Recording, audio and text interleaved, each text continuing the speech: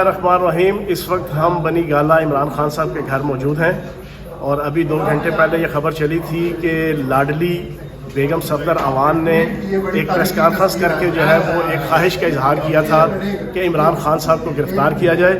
اس لاڈلی کی خواہش کو پورا کرنے کے لیے فوراً 1 گھنٹے بعد جناب وارنٹ گرفتاری جاری کیے گئے عمران خان صاحب کے. اس کی اطلاع ملتے ہی یہاں پر ہم سب قائدین اور کارکنان یہاں پر موجود ہیں. ہمارا یہ نعرہ ہے کہ صلح ہو کہ جنگ ہو، عمران خان کے سنگ ہو. سب ہمیں پسند ہے خون ہو کہ رنگ ہو.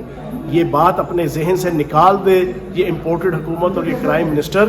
اور میں اس کو یہ میسیج دوں گا کہ اتنی نہ بڑھا پاکی دامہ کی حکایت. دامن کو ذرا دیکھ، ذرا بندے کبا دیکھ. اپنی اوقات دیکھ کر، اپنی حیثیت دیکھ کر، اپنی کریڈیبلٹی دیکھ کر یہ کرائم منسٹر اور یہ امپورٹڈ حکومت عمران خان صاحب کے خلاف وکٹمائزیشن کرے.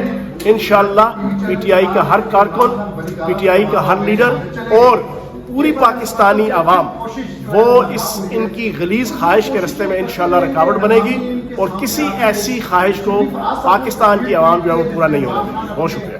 من الشیطان الرجیم. بسم اللہ الرحمن الرحیم.